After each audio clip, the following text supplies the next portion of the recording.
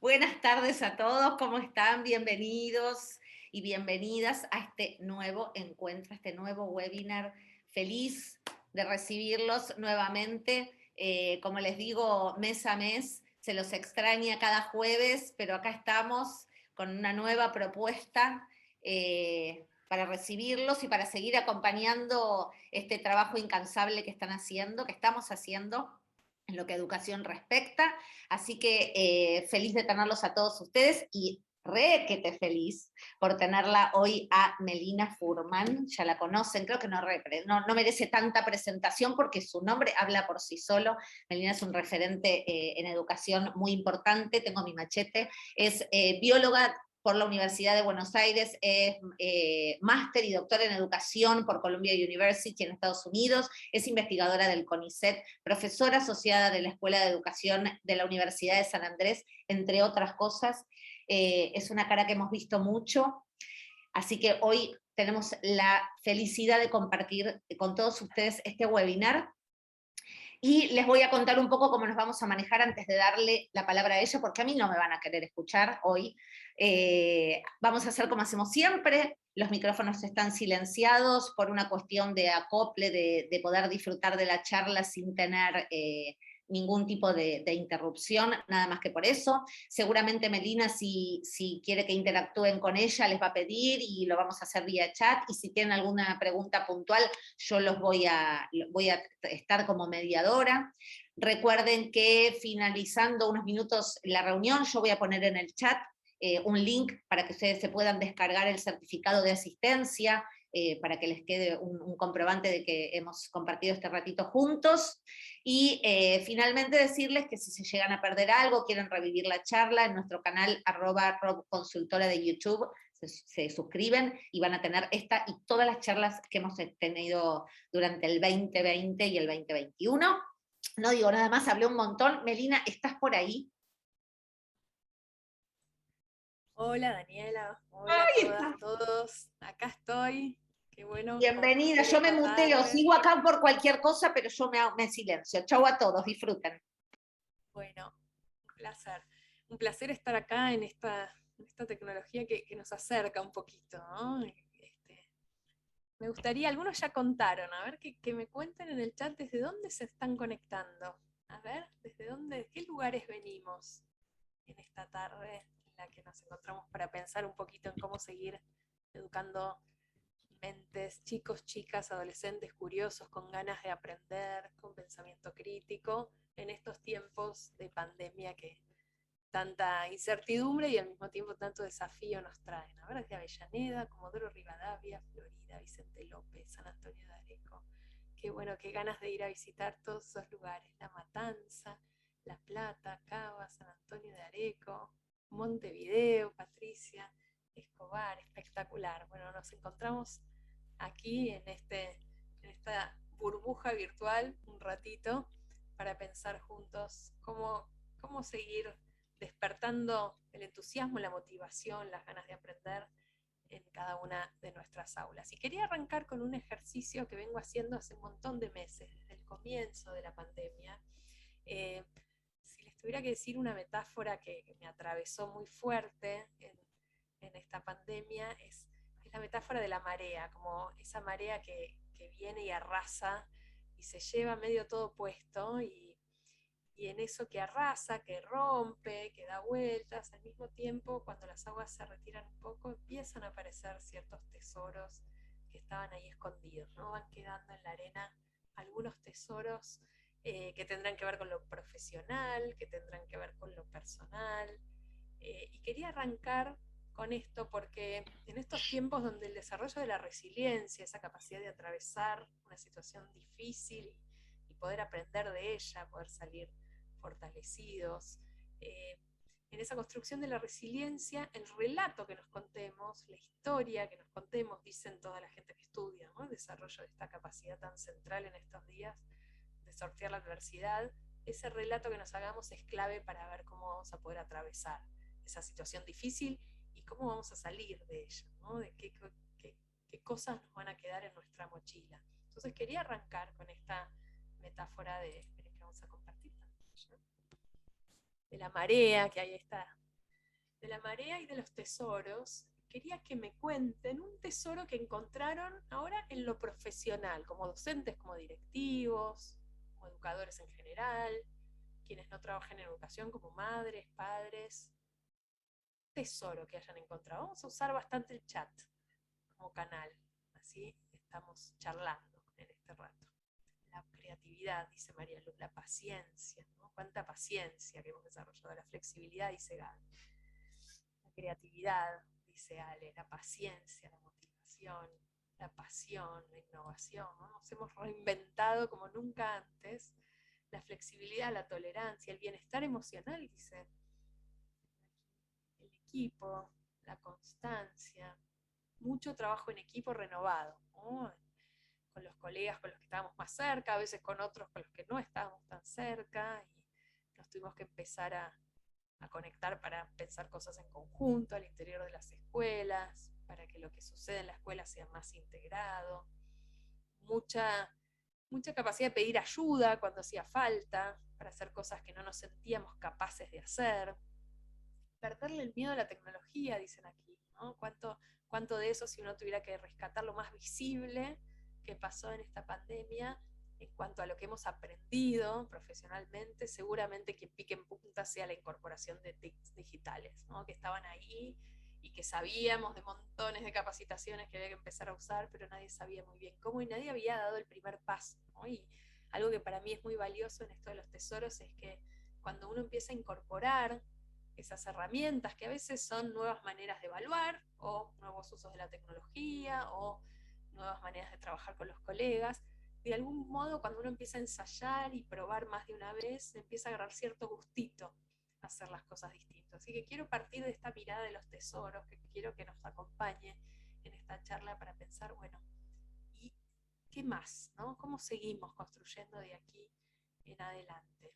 Esta idea de capitalizar esos tesoros como punto de partida para la innovación pedagógica. Y la innovación pedagógica suena como una palabra muy rimbombante, ¿no? Como con luces de neón. La innovación sonaba antes en muchos espacios de la academia y de la innovación educativa, ¿no? La innovación educativa era algo como un deber ser en un punto, y yo quiero traer una mirada muy particular de la innovación pedagógica, que tiene mucho que ver con esto que dijimos recién.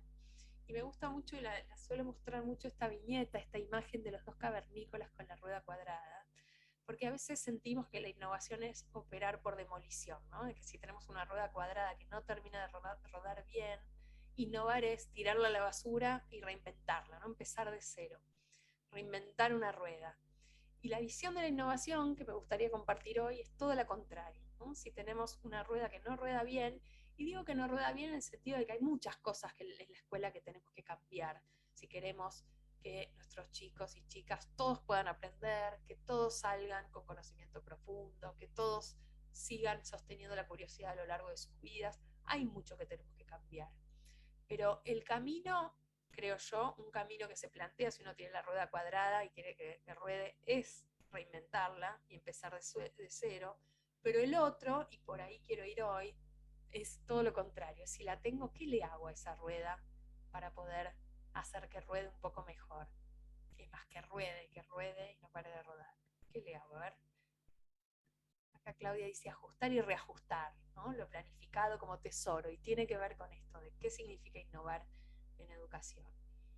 ¿Qué le harían a esa rueda? A ver, las camaritas me pueden mostrar. A ver, veo que algunos están ahí, ¿no? Haciendo el gestito de, si yo tengo la rueda cuadrada, el camino es limarle los bordes. Y limarle los bordes quiere decir mirar lo que hago todos los días como docente, con ojos curiosos, mirar la práctica con ojos curiosos, como objeto de aprendizaje, mirar lo que enseño todos los días para ver qué de esto quiero conservar, qué quiero cambiar y por qué cosas distintas puedo probar. Me gusta la idea de estirarnos un poco más lejos y que ya está saliendo bien, ¿no? Pararme en mis zapatos, pararme sobre lo que hago bien y tratar de estirarme un poquito más lejos. Y esa es la innovación pedagógica que se sostiene en el tiempo, ¿no? Es como las dietas, donde uno va de a poquito, tiene un objetivo, pero va paso a paso, y en ese paso a paso los grandes cambios ocurren.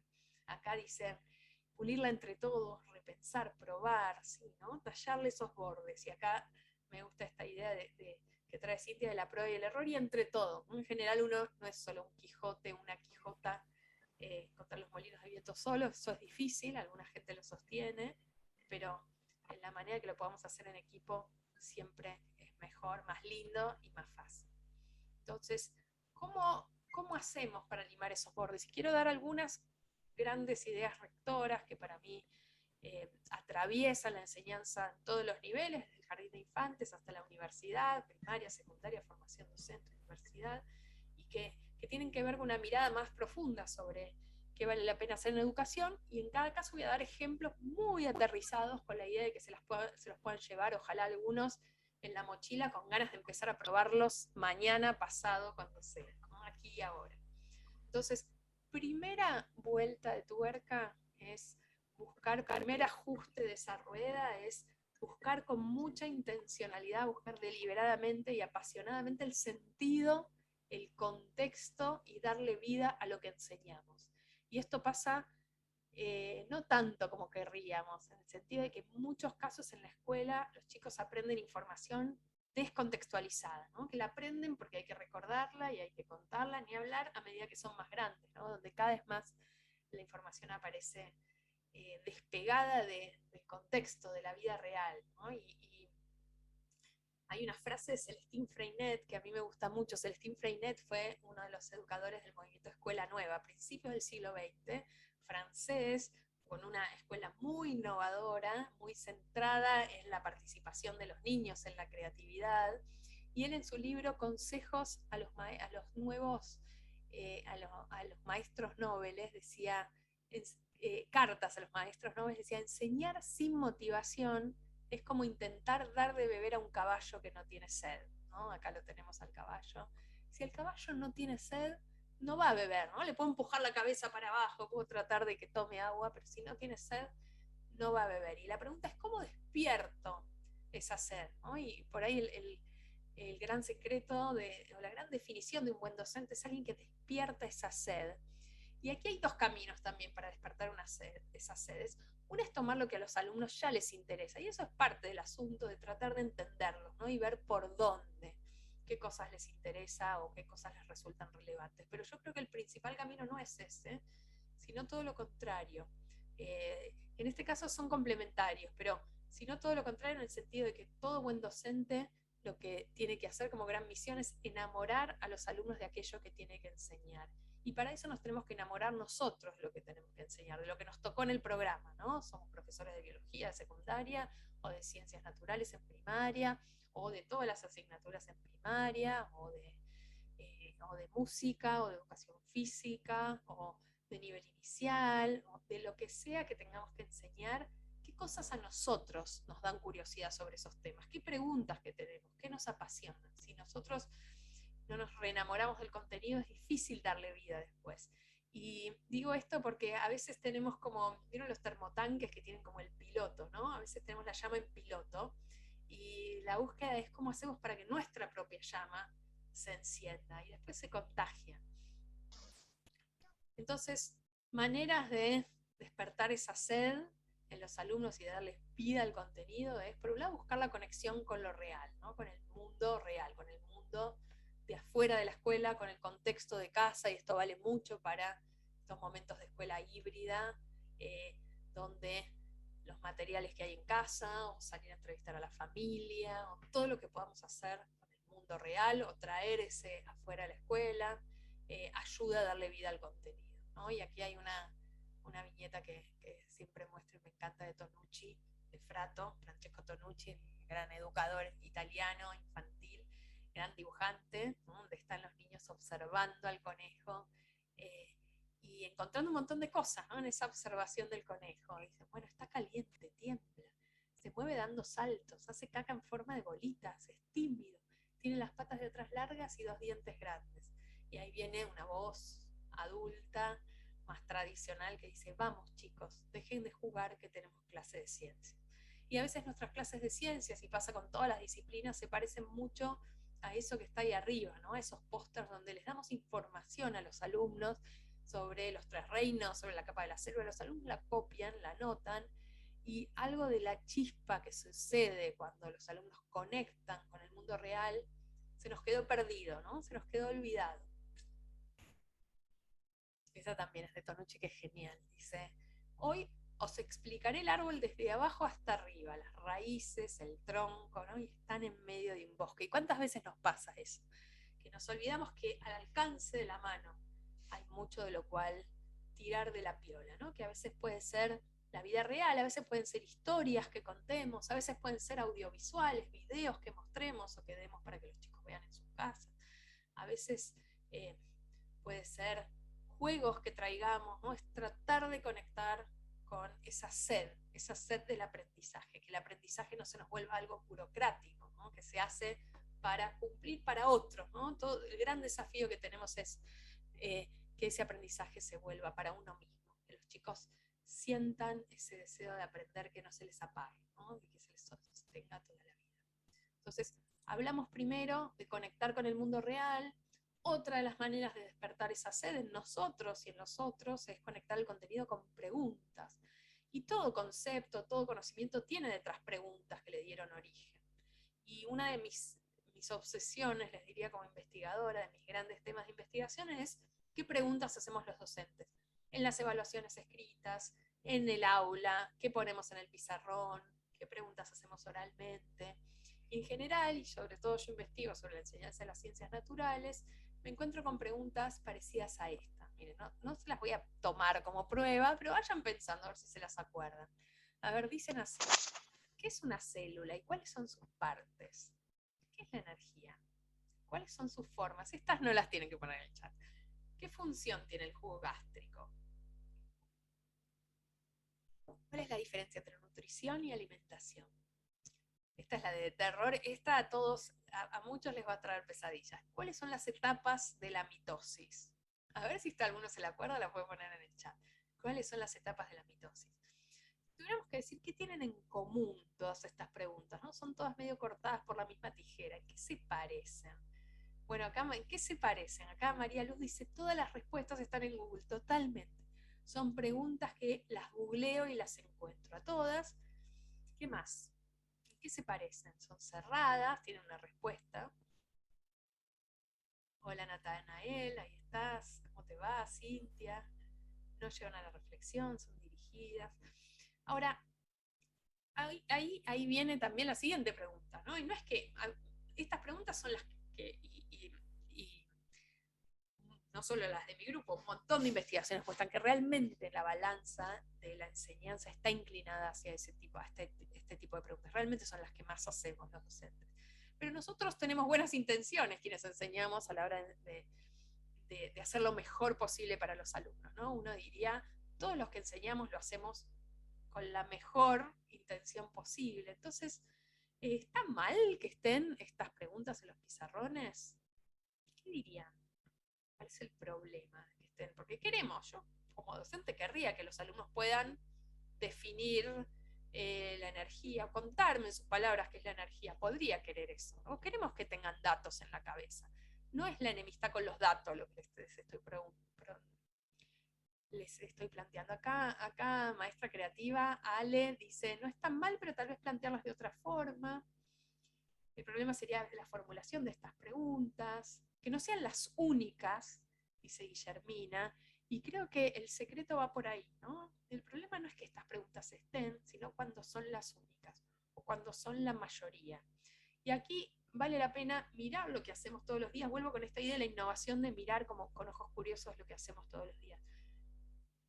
Si hace poco hicieron una guía de preguntas o una evaluación escrita o recuerdan las preguntas que hicieron en los últimos días en sus aulas, traten de, con una mano en el corazón y todo el amor del mundo, porque hay que mirar la propia práctica con ojos amorosos, porque a uno le lleva mucho esfuerzo y uno lo hace con la mejor leche, diríamos. ¿Cuántas de las preguntas fueron de estas preguntas que llamamos en la literatura preguntas fácticas, ¿no? Porque se contestan con un hecho, con un dato, con una definición. ¿Cuántas fueron fácticas y cuántas no? Una manera de mirarlo muy potente, muy simple y nada nueva es mirarlo con esta taxonomía, la taxonomía de Benjamin Bloom, un psicólogo educacional de los años 50 que seguramente hayan oído, ¿no? Más de una vez, de la pirámide de Bloom. Armó esta pirámide cuando clasificó habilidades cognitivas, ¿no? y las clasificó en aquellas que fomentan el pensamiento de orden inferior, por ejemplo, recordar, o comprender, que dice ahí, pero tiene más que ver con explicar, ¿no? No una comprensión más profunda, sino explicar. Recordar sería la de abajo, y a medida que voy subiendo, voy pensando en habilidades cognitivas más complejas, ¿no? Preguntas que demandan la aplicación del contenido, el análisis, la evaluación, la creación de algo nuevo. Entonces, les propongo esto, si tienen sus notas a mano o en algún momento, miren lo que vienen haciendo y pinten en amarillo, con el color que quieran, las preguntas o las consignas fácticas. Y vean cuántas son. ¿Para dónde está inclinada la balanza? Y si está muy inclinada para ese lado, empiecen a pensar o agregar qué otras, o a quitar de esas y a transformarlas en otras. Como dicen por aquí, ¿no? Aquí dicen colocar preguntas inferenciales, dice Analía, colocar la vida en cosas que relacionen con la realidad de esa información. Gladys dice, y ahora vamos a ir hacia eso, yo a veces les doy un texto y que ellos hagan las preguntas, ¿no? Dado un texto, formular las preguntas. Ahora vamos a ver cómo enseñar a los alumnos a formular las preguntas. Silvana dice, ¿estas habilidades se trabajan desde el nivel inicial? Claro que sí. Todas las habilidades de estas se trabajan desde el nivel inicial con distinta complejidad de lo que les estoy presentando, pero claro que sí. Al principio, en el nivel inicial, por ahí nos vamos a concentrar más en observar, describir, empezar a relacionar, empezar a compartir mis opiniones, ¿no? Uno va de a poquito, pero todas las habilidades, incluso la de la metacognición, de la de pensar en el que aprendí, se pueden trabajar y funciona muy bien trabajarlas desde el nivel inicial. Acá dice, quiero la bajada, dice Guillermina, ahora vamos a la bajada.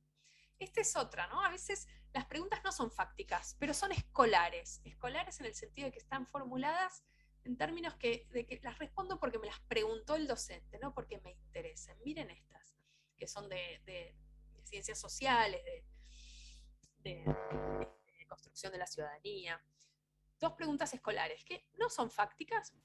Primero, un poco sí, dice, ¿qué características tiene el sistema democrático? ¿No? Bueno, ahí una la podría contestar, tiene cierta profundidad, pero son algunas características. ¿Qué significa que exista la división de poderes? De vuelta, estas no son preguntas horribles, pero ¿por qué las llamo preguntas escolares?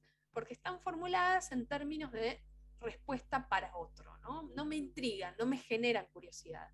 ¿Cómo las puedo transformar en preguntas, lo que algunos autores llaman preguntas esenciales o preguntas para pensar, ¿no? Que me despierten la curiosidad y las ganas de responderlas y que vayan más arriba en la pirámide de Bloom, ¿no? Que impliquen una elaboración propia.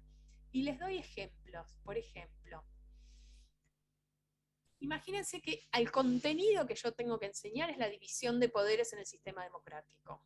Pero en vez de preguntar cuáles son los poderes en el sistema democrático o qué características tiene el sistema democrático, arranco por otro lado. ¿Qué sucedería si algunas personas se volvieran demasiado poderosas?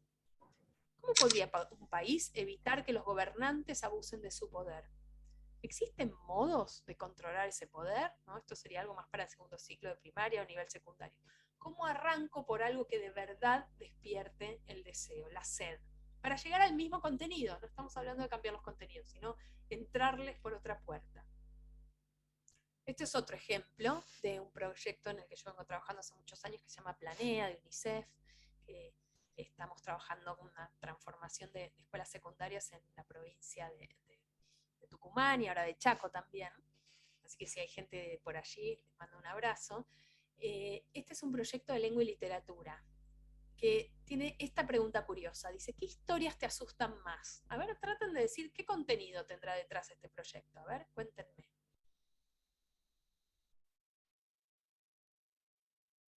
¿Qué contenido está detrás? Se imaginan ustedes, ¿no? Obviamente, ¿no? Yo no se los conté. ¿De qué será este proyecto?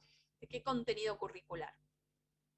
Cuentos de terror, dice acá Valeria, ciencia ficción, cuentos de terror, género de terror o misterio. Totalmente, es sobre el subgénero de terror o de misterio, cuentos de terror, pero en vez de preguntar, ¿cómo sería la pregunta escolar? A ver, si me ayudan con el chat, ¿cómo sería esa pregunta escolar que es para otros? No es porque de verdad me interesa. Acá dice, ¿qué te da miedo? Pero Analia dice, ¿qué te da miedo? Yo te diría, esa es una buena pregunta, esa es una pregunta que intriga. ¿Qué género literario te gusta? Bueno, no está tan mal. ¿Qué cuentos te gustan más? Yo diría que todas esas son preguntas para pensar, porque interpelan, ¿no?, la curiosidad. Acá, como dice María Luz, ahí María Luz le está dando más en el clavo. ¿Qué características tiene el género de terror? ¿Qué características tienen los cuentos de terror? Fíjense cómo esa pregunta apunta al mismo contenido, pero va para otro lado. Es para otro la respuesta, es porque me la piden en la escuela. En cambio, ¿qué historias te asustan más? Y después puedo avanzar a qué hacen esos buenos autores o autoras que generan miedo y no puedo cerrar el libro. ¿Qué recursos usan? ¿Cómo me convocan? ¿Cómo los puedo usar yo para escribir mi propio cuento? ¿No? Entonces, fíjense esta pequeña vuelta de tuerca, aquí que pedían la bajada. Tomo una pregunta y le doy una vuelta de tuerca. Esta es otra. ¿Por qué hay que trabajar? Esta me encanta porque realmente es una pregunta que la gente, no todos nos hacemos alguna vez en la vida. ¿De qué contenido será este proyecto? A ver, ¿qué querrán enseñar los docentes que trabajen con esto?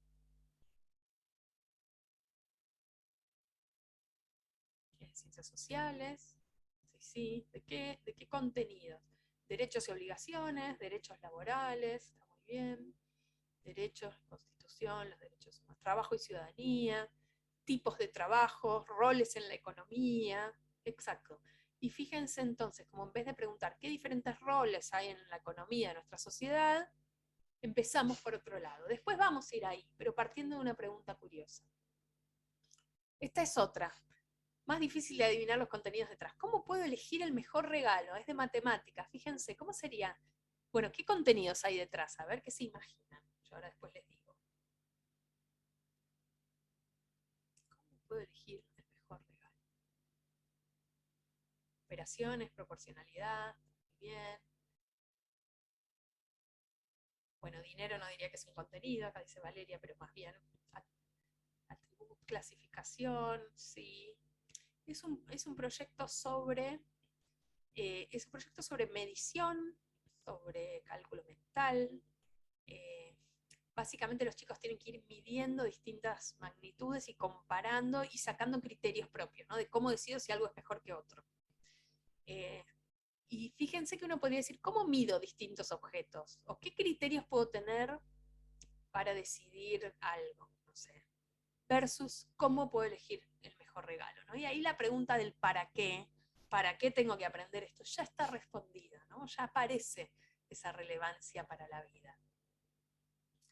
Voy con otra de primaria, que tiene otra lógica, que es transformar la pregunta clásica, la pregunta fáctica, en una pregunta para pensar con una historia, con un cuento. Entonces, una pregunta fáctica clásica de las ciencias naturales en primaria y también en secundaria es qué características tienen los seres vivos, ¿no? Y ahí uno lo responde a corito de ángeles. Los seres vivos, como dice ahí abajo, este es un libro de primer grado, nacen, crecen, se reproducen y mueren, se colocan y se alimentan también.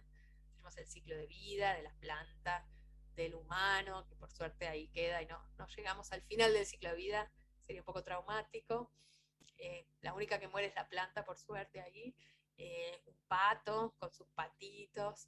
Y desde primer grado aprendemos eso y lo contamos, ¿no? Y después en secundaria me dio lo mismo. Fíjense, este es un libro de secundaria que de vuelta aparece lo de qué características tienen los seres vivos. Es otra lista de atributos de los seres vivos, que no está mal saber, pero el problema es cuando nos quedamos ahí, ¿no?, con la información y nos alcanza con que los alumnos tengan información y creemos que eso es aprender. Jean-Philippe Mérier, el pedagogo francés, habla mucho de la teoría de la huella. Esta creencia a veces implícita que tenemos los docentes de que si yo lo digo, el otro lo aprendió. Que alcanza con decirlo bonito, ordenado, para que el otro lo aprenda. Y ojalá fuera tan fácil el aprendizaje, ¿no? Para que el otro aprenda tiene que cognitivamente procesar, hacer algo, ¿no? Ser activo con la cabeza, no solo con las manos. Muy bien, entonces, ¿cómo la transformo a esta pregunta clásica, fáctica, en una pregunta para pensar? Y una de las maneras de hacerlo, recién les decía, una manera es conectar con algo que dé curiosidad, ¿no?, más profundo. Otra es contextualizarla en una historia. Y entonces les cuento una que yo uso mucho en las escuelas, que es el problema de la levadura, el cuento de la levadura. Dice así: en vez de preguntarles eso directo a los chicos, qué características tienen los seres vivos, les cuento una historia. Dice, bueno, resulta que estaba en casa cocinando pizza y se me acabó la levadura. Entonces tenía que conseguir levadura nueva, me fui a comprarla al súper y cuando estaba en la cola, la señora se me acercó y me dijo, hey, cuidala mucho a esa levadura, mira que es un ser vivo y se te puede morir. Yo la miré a la señora y le dije, usted señora, discúlpeme, ¿no está bien? Porque esto que yo tengo acá no se parece en nada a otros seres vivos que conozco. Y me fui. Pero cuando volví a casa, me quedó resonando lo que decía la señora y me puse a pensar, ¿y si la señora tuviera razón? ¿Qué podría hacer yo, chicos, ¿no? Chicos y chicas, para ver si esto que tengo acá es o no es una levadura, es un ser vivo? Esto que si es levadura es un ser vivo. ¿Cómo hago para averiguarlo? Entonces fíjense que ahí la pregunta, con la historia, con el contexto, abre el camino de la exploración. No es un callejón sin salida. No se contesta con el cantito, ¿no? Yo puedo saberme el cantito, los seres vivos nacen, crecen, se reproducen y mueren, pero con eso a lo sumo voy a tener que usarlo para hacer algo. Y a mí me gusta mucho esta pregunta y ahora me van a ayudar a responderla porque además trabaja no solo los conceptos, sino las habilidades de pensamiento, que es lo que queremos enseñar, ¿no? Enseñar a experimentar, a hipotetizar, enseñar a hacer preguntas, a observar. Entonces, ¿qué podría hacer yo? Y seguro algunos de ustedes hicieron esta experiencia, así que vale que me cuenten. ¿Qué, qué podría hacer yo para averiguar si la levadura es un ser vivo? ¿Qué se les ocurre? A ver si se animan en el chat. Cuéntenme en el chat. Por ejemplo, los seres vivos se alimentan, ¿no? ¿Cómo puedo hacer para ver si la levadura se alimenta? Podría ver acá. Bien, como dice Valeria, ¿no? ¿Qué les puedo dar de comer? Bueno, ahí obviamente uno como docente tiene todo fríamente calculado, ¿no? Lo tiene preparado. Y bueno, a ver, muchos seres vivos se alimentan de azúcar, vamos a probar con la levadura. Entonces le doy azúcar y veo si hace algo. De hecho, voy a ver qué hace burbujitas. ¿Qué más? Bueno, los seres vivos, acá preguntarían si toman agua. Exacto, van a salir un montón de cosas, algunas van a funcionar y otras no. Puedo preguntar si respira, entonces ahí parte, en el caso de la levadura, cuando come, procesa ese azúcar y respira, y entonces vamos a ver qué hace burbujitas. La puedo poner a distintas temperaturas, dice Analía, está buenísima esa idea, porque puedo ver si yo la hiervo y después le doy azúcar, voy a ver que ya no hace más burbujitas, ¿no? Esto es lo que me advertía la señora, ojo que se te puede morir. Si la matás a la levadura y fuera un ser vivo, deja de hacer lo que hacía, por ejemplo, hacer burbujitas cuando le doy azúcar, o reproducirse, los seres vivos se reproducen, entonces puedo intentar que la levadura se reproduzca poniéndola en un pan húmedo, dejando unos días a ver si se va colonizando otras partes del pan. ¿Qué más dice acá? Bueno, ver si puede crecer, si veo que se multiplica, la puedo mirar al microscopio a ver si tiene células. Entonces fíjense que la respuesta no es un cantito, una información que la pongo en un renglón y alcanza y ya está, ¿no? Es un montón de otras cosas. Y genera esa sed y por supuesto, y acá pasa algo que todos estarán pensando que es, obviamente esto lleva más tiempo, ¿no? Lleva más tiempo hacer la actividad de la levadura que decirlo en 5 minutos. La pregunta es qué tipo de aprendizaje queremos generar. Entonces ahí viene la otra pregunta, que es de lo que tenemos que enseñar, ¿cómo elegimos lo más importante? Para eso que decidimos que profesionalmente, que es lo esencial, a eso dedicarle tiempo y desplegar una diversidad de estrategias pedagógicas para eso que tenemos que enseñar.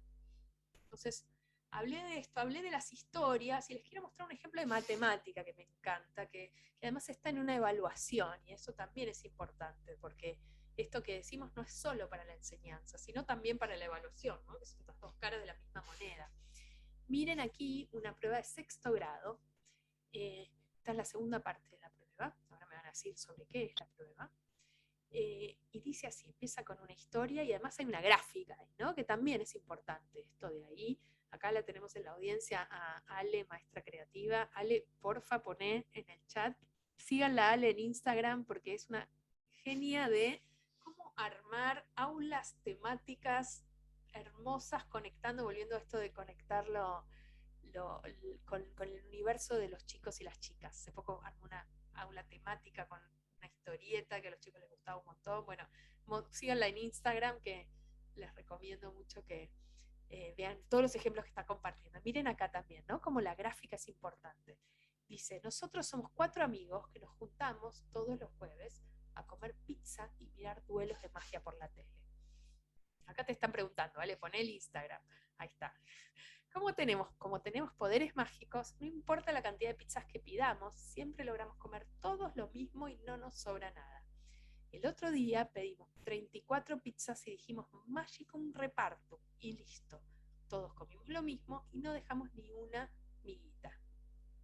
Misión 4, ¿no? Porque es la segunda parte. Explica muy claramente a estos amigos por qué lo que hicieron no fue magia, sino una división.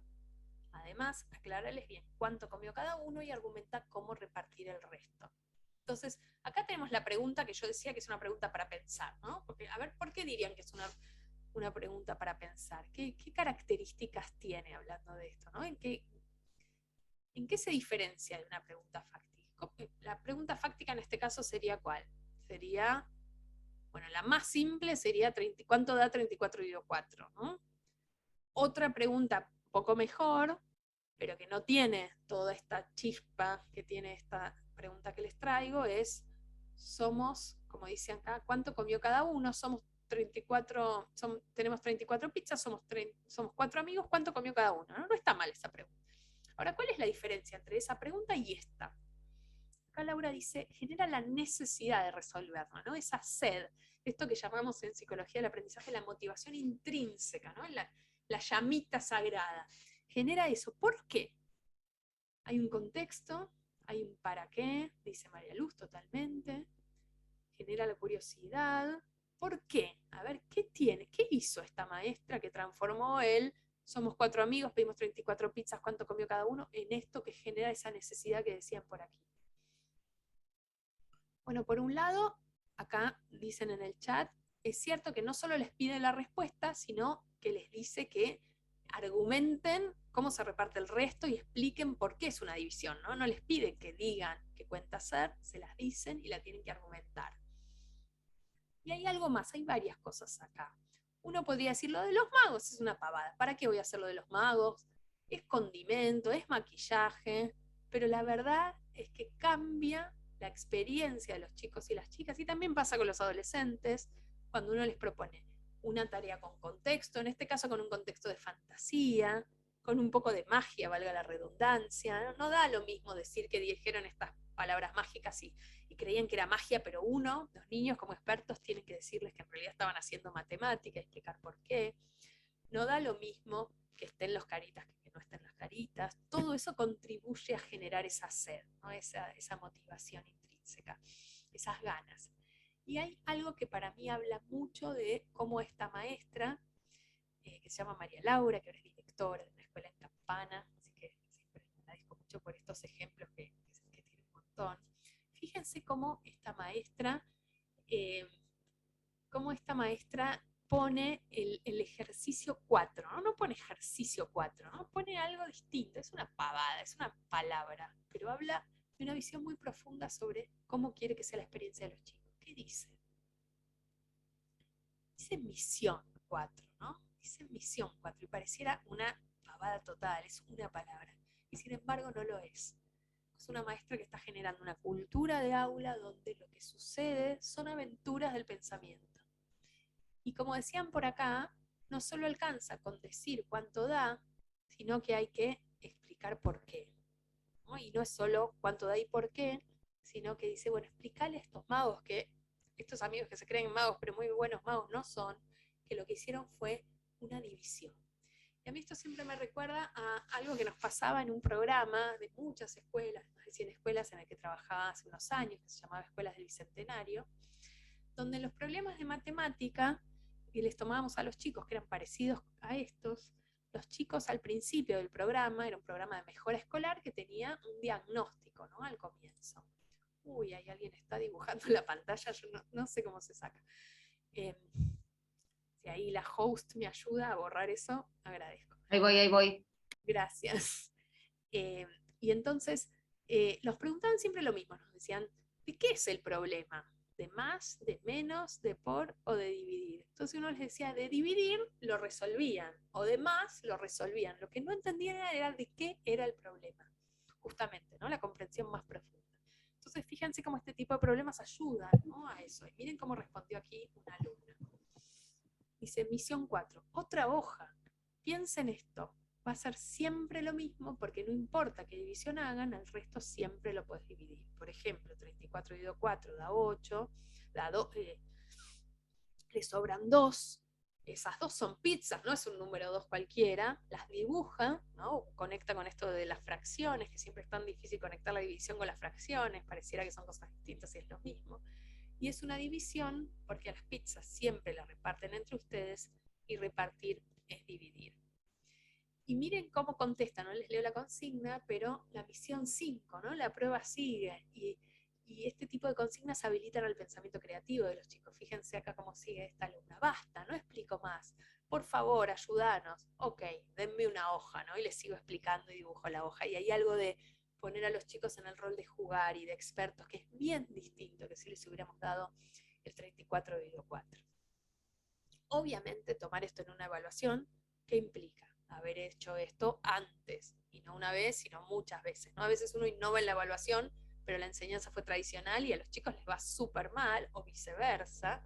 Entonces, si innovamos en la evaluación, tenemos que innovar en la enseñanza, ¿no? Tiene que ser algo que los chicos hayan practicado, con muchos ejemplos para que lo puedan hacer.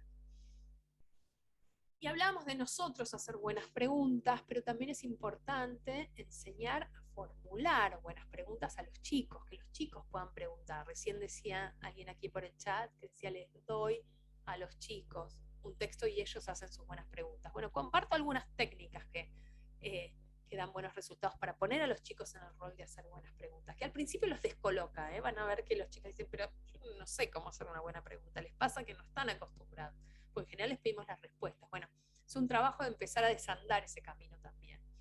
Esta es una que me encantó, que es de la red de Innova Schools en Perú, que hacen los brazaletes de preguntas. Entonces, los chicos se ponen estos brazaletes, tienen esos papelitos de colores y van poniendo preguntas y después circulan, se juntan de a pares, cada uno agarra una pregunta al compañero y lo pone en práctica. De hecho, se puede hacer esto, ellos lo hacían también para formación docente, para trabajo entre colegas.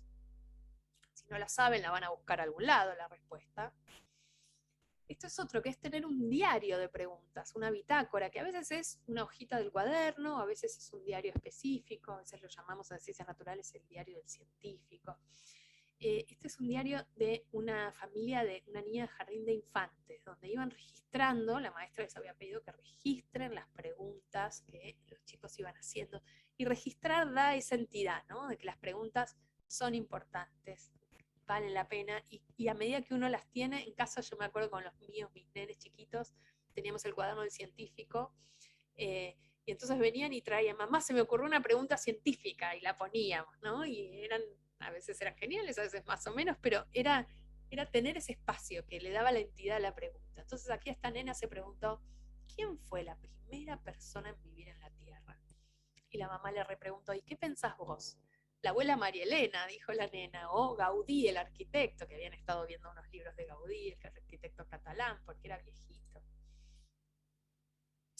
Esta es otra manera de trabajar las preguntas en el aula. Alguien la comentó hace un ratito en el chat, que es una estrategia, una rutina de pensamiento que se llama veo, pienso, me pregunto. Acá está en la segunda parte, donde dado un contexto, una imagen, un texto, lo que sea, es que pienso, está en catalán porque es de una escuela de Barcelona, y ¿qué me pregunto? Y entonces los chicos con post-its, esto se puede hacer virtualmente también, con un mural, con un Padlet, con distintas herramientas, con Google dibujos, lo digital nos ayuda, ¿no? También estos son presenciales, pero vale lo mismo en el contexto digital. Gracias por sacarme el cosito.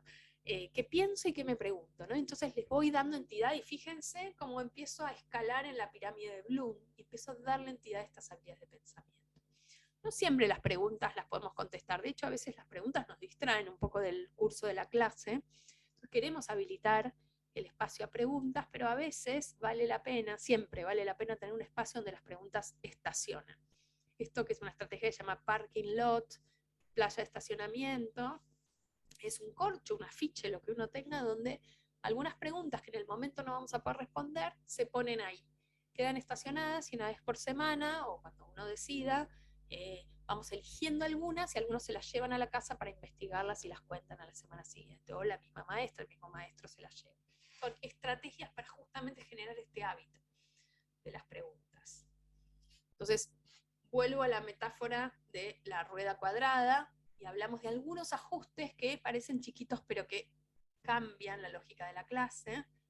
Hablamos de conectar con el mundo real, y del sentido, hablamos de hacer buenas preguntas, de cambiar las preguntas, hablamos de darles el espacio y las técnicas para que los chicos hagan preguntas. Cuando digo los chicos, hablo desde el nivel inicial hasta los adultos. Yo mucho de lo que les cuento acá lo hago con alumnos adultos y también anda fenómeno, y también con chiquitos. Y la siguiente vuelta de tuerca, la que quería hablar hoy, es conectar con el desafío y el juego.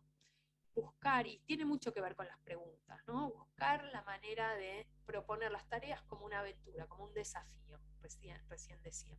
Y de vuelta aquí la tecnología nos ayuda un montón, y les quiero mostrar 3 videitos de docentes que en la pandemia empezaron a jugar un poco con el poder de lo audiovisual para estar más cerca de los chicos y generar otro tipo de acercamiento a las tareas.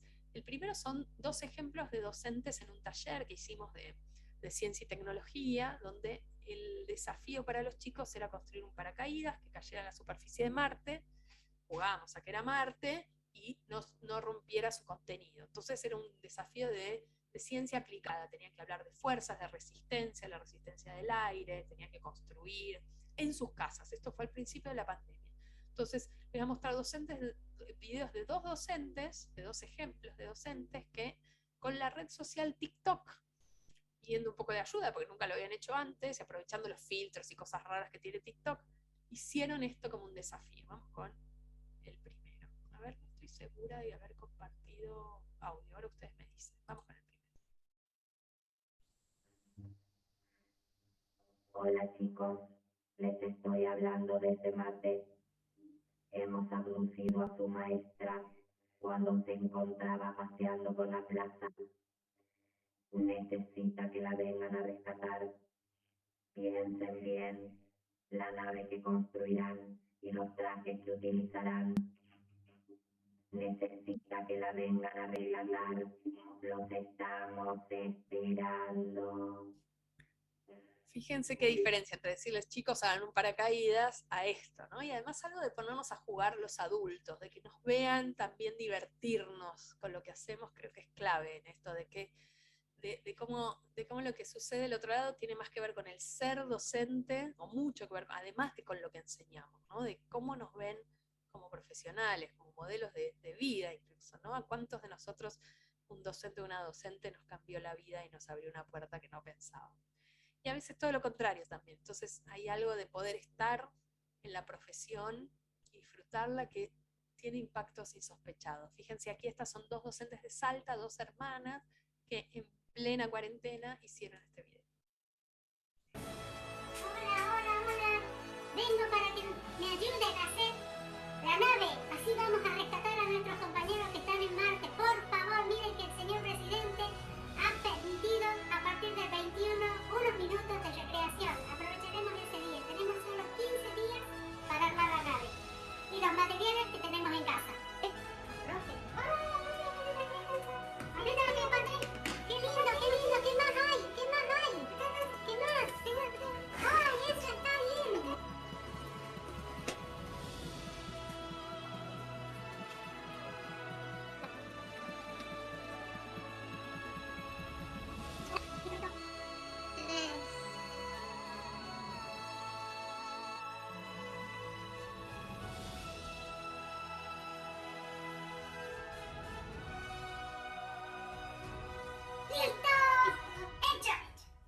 Hermoso, ¿no? Hay algo también de esto que a veces como docentes hacemos algo que nos da orgullo y decimos, qué bueno, ¿no? Lo que hice. Y no es que todos los días por ahí vamos a hacer estos videos de TikTok, pero pensar en estos momentos, ¿no? Donde la experiencia cotidiana cobra ese brillo en los ojos para nosotros y para los chicos.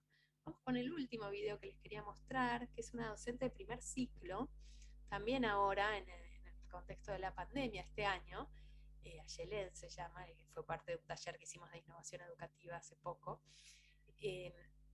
les dio a los chicos a leer un cuento, el cuento de la sirenita, Y ahora ella les va a dar una devolución, como Úrsula. Ahora la van a ver. Hola a todos. Ahora que tengo su atención, ¿saben quién soy? Estas cejas, este color de ojos. Yo soy Úrsula. Soy la villana del cuento de la sirenita. ¿Lo escuchaste ayer? ¿Sí? Alexis, qué lindo tu dibujo de la portada de la Cenicienta. Todos eligiendo a los heroicos, como lo hizo Tiago, o hablar sobre unas madrastras o unas hermanastras. Oh, nadie habló de mí. ¿Algo hice mal? Escuché que Delfina dijo que la sirenita tenía un buen corazón, pero ella quería piernas. Yo hice mi trabajo. ¿Ustedes qué creen? Bueno, no me demoro más porque tomé el celular de la señorita Yelén sin permiso. Ojalá no se dé cuenta que les estoy mandando este mensaje. Saludos a todos y espero las nuevas respuestas, que yo soy una villana bastante buena. ¿O vos qué crees? Fíjense cómo esto, además del juego del desafío, esta docente aprovechó esto para retroalimentar las respuestas, ¿no? Por lo menos para reconocer lo que había recibido de distintos chicos, ¿no? Para ese ida y vuelta tan importante cuando estamos trabajando. Seguro algunos de ustedes todavía están trabajando a distancia, ¿no? Parte del tiempo. Para terminar, ya vamos a seguir cerrando. Para compartir. A ver, espérenme un cachito. Quiero terminar con un ejemplo más, hablando recién de la retroalimentación y de cómo esto puede también tomar forma en la modalidad híbrida, con un ejemplo también de una docente de primaria que empezó a usar el audio para poder dar una devolución a los chicos, siguiendo una lógica que de hecho era implícita, ¿no? No la estaba haciendo adrede, pero van a ver que va siguiendo una manera de dar feedback, de dar retroalimentación, que se basa en todo lo que dice la buena investigación, de cómo hago para darle una buena retroalimentación a los alumnos y ayudarlos a seguir mejorando. ¿Qué implica? Por un lado, valorar lo que hacen bien, y no valorarlo de manera genérica, tipo muy lindo, buen trabajo y ya está, sino valorarlo con mucho detalle, ahora la van a escuchar, y después dar sugerencias de cómo mejorar eso que no estaba tan bien.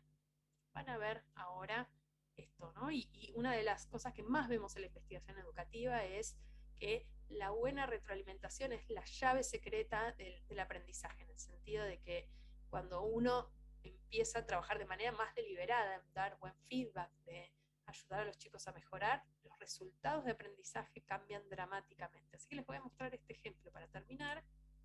Vamos a cerrar. De lo que se llama la escalera, funcione, la escalera de feedback, donde van a ver cómo va la docente recorriendo esta escalerita, de qué valora y finalmente termina en el qué sugiere, ¿no? ¿Qué le sugiere hacer al alumno distinto? Ahí vamos. Ya, ahí vamos. Hola Galo, ¿cómo estás? Recibí todas tus actividades. Empecé mirando las de conocimiento del mundo. Qué bien respondiste la primera pregunta. ¿Y cuántos ejemplos pusiste en el cuadro? Me encantó cómo dibujaste al orangután y la información que escribiste sobre él. Está perfecta. Después estuve mirando las de prácticas del lenguaje. Respondiste excelente las preguntas sobre el cuento. Están muy completas. Me encantó lo que pensaste que podía parecer si el mago pedía más cosas. Se te ocurrieron un montón.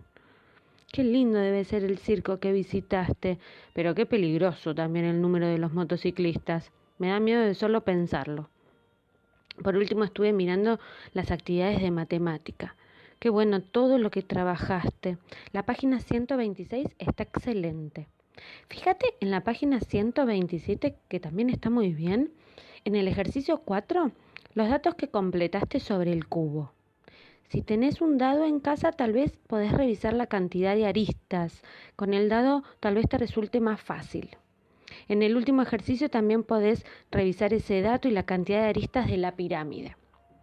No recibí la página 128. Avísame si me la mandaste y no la vi en el mail. Y si no, cuando la tengas lista me la mandás. Está todo perfecto. Trabajaste muy bien como siempre. Te mando un beso enorme, enorme. Chau, Galo. Vieron, hay varias cosas que ustedes están destacando ahí en el chat, ¿no? Primero, cómo funciona distinto el audio, que si yo, y además algo pragmático, que es mucho más rápido, ¿no? Nos ahorra tiempo y genera otro clima, otra cercanía, ¿no? Seguramente les pasa que los alumnos no leen mucho las devoluciones escritas. Bueno, las devoluciones por audio generan otra cosa, incluso para los alumnos grandes. Las podemos grabar con el celular, hay algunos programitas que permiten grabarlas online, pero son súper fáciles, ¿no? Con el grabador de voz del celular alcanza para poder trabajar con esto. Y fíjense acá, además, cómo la maestra, por un lado, es una maestra que claramente se tomó tiempo para ir mirando todo lo que el alumno le había entregado en su cuaderno, y después había algo que no estaba bien en lo que hizo el alumno, que era no estaban bien la cantidad de aristas, ¿no? Del cubo, había puesto un error. ¿Y qué le dijo la maestra? No le dijo, en vez de tantas son 6, no sé, le dijo, fíjate en un dado si tenés en tu casa, a ver, anda a mirar y contá, y fíjate y revisá esa respuesta. Entonces, vuelvo a esta idea, ¿no? De conectar desde estar ahí, desde generar un entorno afectivamente seguro y al mismo tiempo cognitivamente estimulante, donde haya juego, haya desafío, y donde tratemos de enseñarles a pensar más allá de dar respuestas correctas. Entonces voy a terminar con un ticket de salida, una actividad de metacognición nuestra para aterrizar lo que pasó en este encuentro de 1 hora. Me gustaría que me cuenten por el chat algo que se llevan del encuentro de hoy para su tarea profesional, algo que sienten que lo podrían poner en práctica. A ver qué se llevan. O un concepto, una estrategia. ¿Qué se llevan del encuentro de hoy?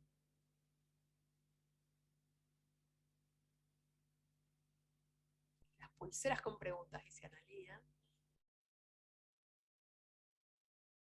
Después si lo haces, mandame. La bitácora de preguntas, transformar preguntas para generar la sed, el parking lot, el veo, pienso, me pregunto, repensar las preguntas que hago en la sala, las docentes actrices, escalera de feedback, qué bueno, la bitácora. Y es muy interesante lo que pasa, ¿no? Que cada uno se lleva algo distinto y realmente así son nuestras aulas, son heterogéneas, donde a nuestros alumnos les pasan distintas cosas, con lo uno da algo y cada uno recibe cosas distintas, ¿no? Y eso también está bueno tenerlo en cuenta. Así que gracias a la consultora por la invitación, a Rob Consultora. Acá estaban preguntando por el chat si el video quedaba, sí, queda en el canal de YouTube, ahora Daniela nos va a contar de vuelta. Les mando un abrazo y bueno, seguimos encontrándonos para pensar la enseñanza. Gracias, Meli, una genia. Muchísimas gracias a todos por participar, por haber estado durante todo este encuentro junto con nosotros. Ahí estamos. No me veía en la pantalla, veía lío. Muchas gracias a todos por participar. Gracias, Melina, interesantísimo. Siempre tenés tanto para compartir con nosotros. Les estuve poniendo acá en el chat, lo vuelvo a poner otra vez, el link para que puedan copiarlo y pegarlo y completar el certificado de participación para todos los que están interesados. Se suscriben, si quieren, al canal de YouTube, @robconsultora, donde van a encontrar esta charla y muchísimas más para que las puedan revivir en el momento que quieran. Y recordarles también que nuestro Instagram, que nos siguen muchísimos docentes y directivos, también @robconsultora. Gracias totales. Desde acá seguimos construyendo espacios para seguir encontrándonos. Gracias, Melina, porque sabes todo lo que quise que estuvieras con nosotros y finalmente lo logramos. Me preguntan del canal de YouTube, lo vuelvo a poner, pero si no en el buscador ponen @robconsultora. Chicos, no puedo todo. Ahí por los mensajitos. Ahí está, Rom Consultora. Gracias, Bien. Meli, te dejo este último minutito para despedirte. Muchísimas gracias. Bueno, un abrazo. La verdad es gracias por los mensajes en el chat, por la participación, por estar ahí encendidos todos juntos. Paso un chivo, en 15 días sale un nuevo libro que se llama Enseñar Distinto, sale por la editorial Siglo XXI, se llama Enseñar Distinto, una guía para innovar sin perderse por el camino. Un poco varias de estas cosas que vengo dando en charlas, así que yo las puse todas juntas, así que van a encontrar algo parecido, pero más largo y más más en formato libro a lo que compartimos hoy, así que bueno, ahí lo voy a estar Él compartiendo. dice que ya lo reservan, ya lo reservan. Ya lo dice. reservan, el 1 de septiembre va a estar en las librerías en toda la Genial, qué bueno, qué Pero buena bueno. noticia esta. Bueno, un abrazote, gracias Dani, y nos estamos viendo. Gracias, Meli, un placer tenerte. Gracias a todos, nos vemos en un mes, seguramente, con otro espacio de encuentro. Gracias a todos, gracias, Meli.